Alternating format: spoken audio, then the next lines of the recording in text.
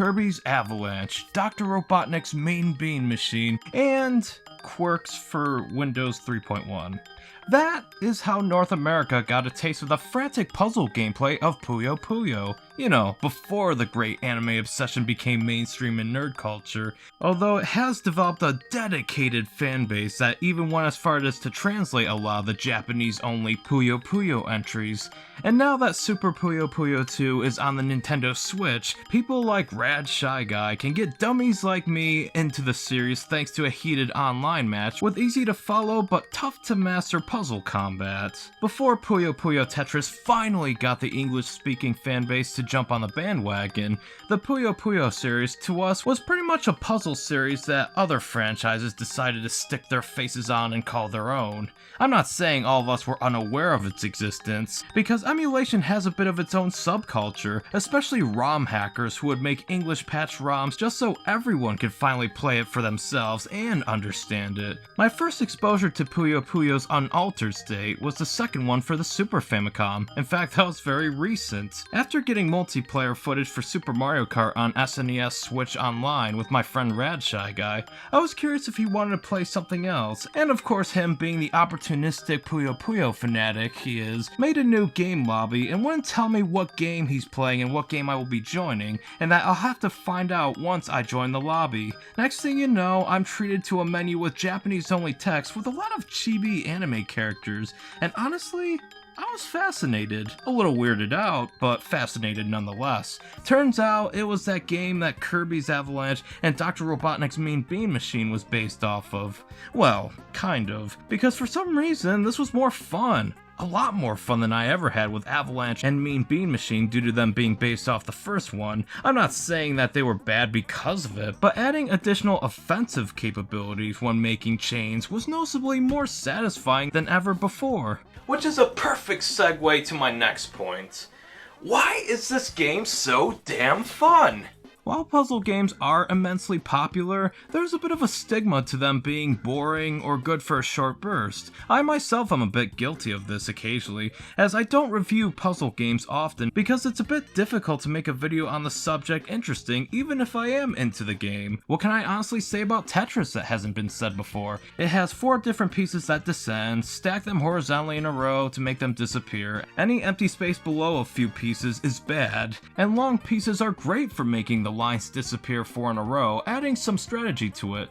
And it gets harder and harder the longer you do it, as pieces gradually fall faster and faster, making the chance of a game over much higher than before, which is where the fun begins. There's no characters or reason to do this, it's just a fun puzzle game with a great soundtrack, with a signature Tetris theme, as well as Dance of the Sugar Plum Fairy in all its chiptune glory. And it's pretty much as flawless as a game can get. Overall, I'd give it a long tetrad out of 10. See what I mean? Tetris is great, maybe even perfect, but there's not a whole lot to say about it that could make this video full length, you know? It'd be just a one and done deal and my audience would just forget about it the next week in favor of the next ambitious project. I mean, I could probably delve into its Soviet Russia origins, as well as how the copyright wasn't handled the best when it went overseas, but other than that, that's not really a full-length video that I'd like to put out there. At least with Super Puyo Puyo Tsu, there's more to talk about than just the core gameplay and then just call it a day. No, there's a story behind it, there's also the soundtrack, and there's various game modes than just the single player, as well as the multiplayer.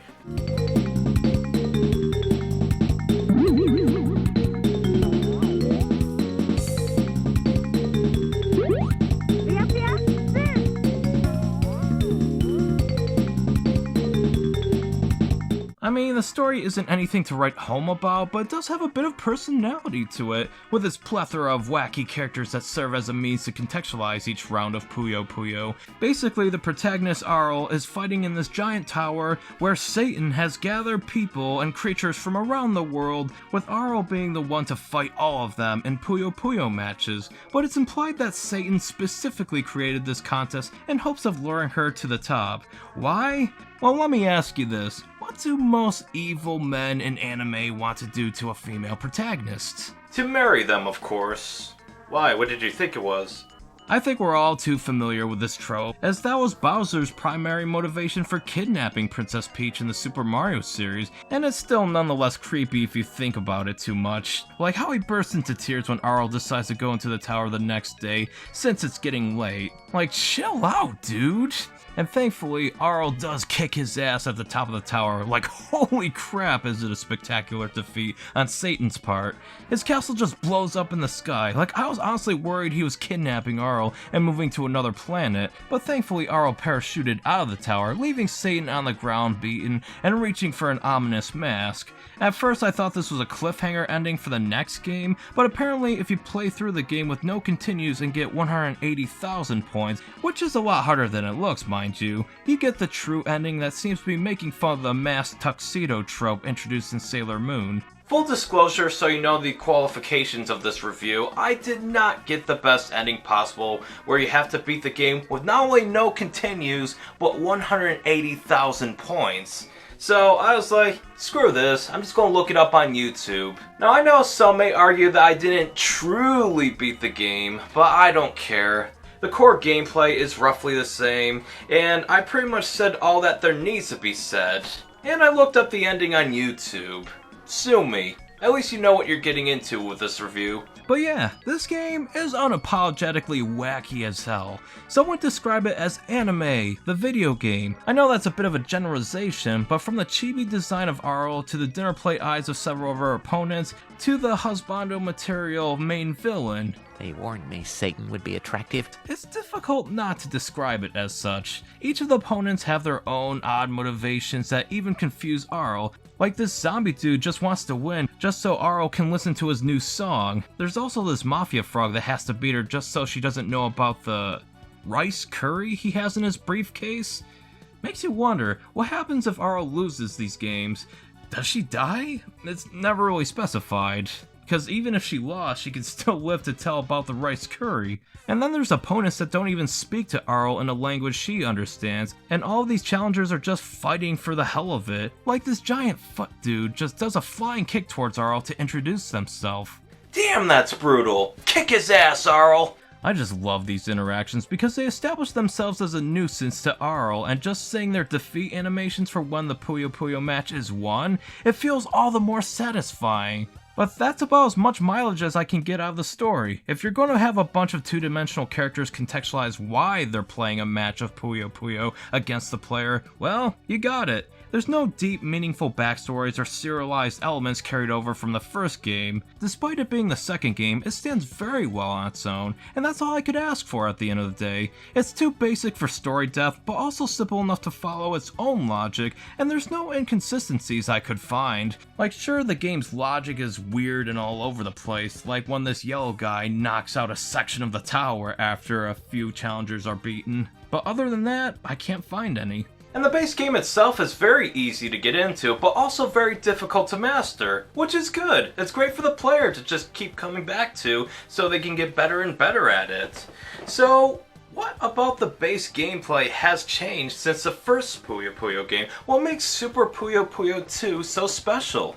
The game of Puyo Puyo is simple for this reason. Puyo pieces descend and then you flip them around and stack them however you like. Get 4 or more of the same color together and they disappear, and are added as junk Puyos to your opponent's board, which could block a Puyo group from being made. But the same can be done for you, and if the board fills up with Puyos, well, that's game over.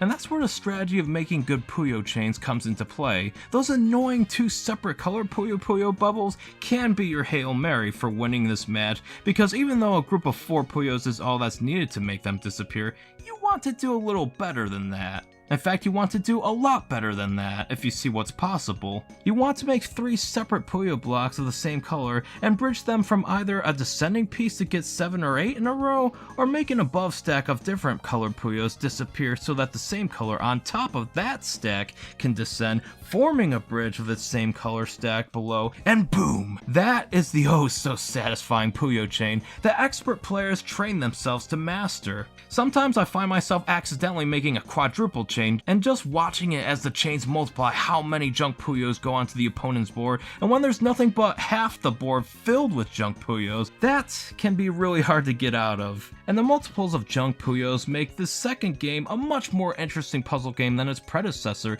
because while similar rules do apply, the way you get rid of junk Puyos makes this game feel way more rewarding here.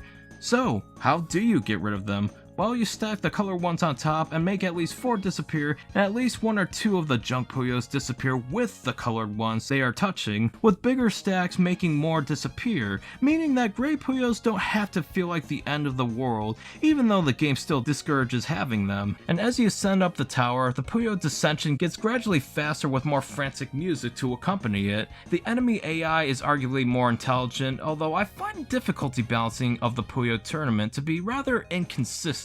Perhaps due to different AIs having a different strategy, but I always have the most trouble with some of the earlier to mid-stage enemies than even Satan himself. The match with Satan is surprisingly not the grueling Puyo match that I was expecting it to be, even on the harder difficulty levels. So that's about the only thing I can complain about in regards to Puyo Puyo Tsu's otherwise airtight design. Red Shy Guy, old friend, I'm gonna need your Player 2 services again.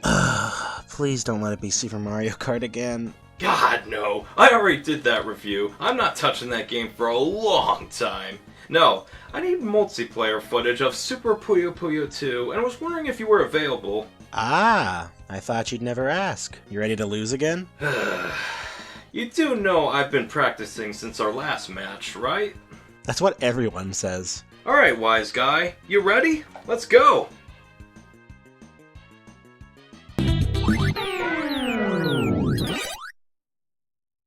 Oh man, that was fun, but damn you're good. Hey, you spend all your free time in freshman classes playing Puyo as well, and you can get to this level too.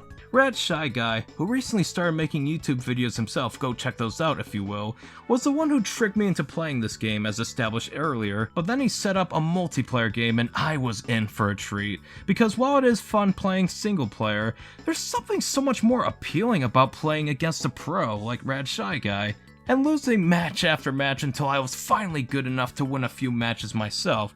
He still outnumbered me with wins, don't get me wrong, but just to have the few wins myself was all I needed. That is simply why Super Puyo Puyo Tsu is special. It gave me more of a reason to accept SNES Online for the Switch as a legitimate form of multiplayer, at least when the signal strength feels like being stable for once. Innocent. Anyone could watch it.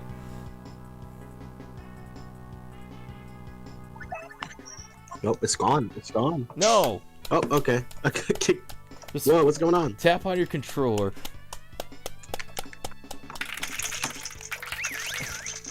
I was on a winning streak. By making these games have online multiplayer, it breathes new life into these older games. It creates brand new memories, as while the virus for now has made the appeal of going to a friend's house to play games something to be discouraged. That's okay, because we have online multiplayer for a reason. The future is here. The whole world is connected through these similar interests in video games, and I hope Nintendo is more serious about putting more SNES titles online, so the memories continue to be made. Just like my experience with Super Puyo Puyo Tsu.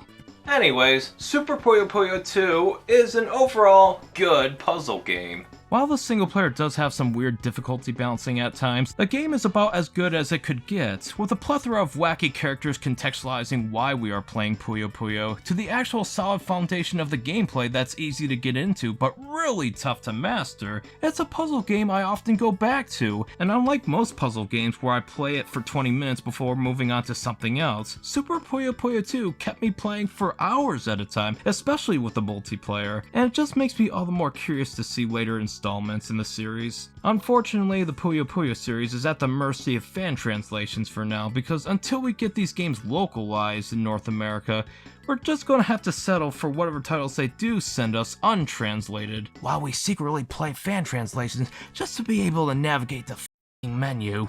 So, that's it for the SQG Review Show Holiday Special. Enjoy the holidays and spend time with your friends and family and all that other sentimental crap that everyone says. Until next year, Merry Solstice, Happy Holidays, and remember to stay Awesome.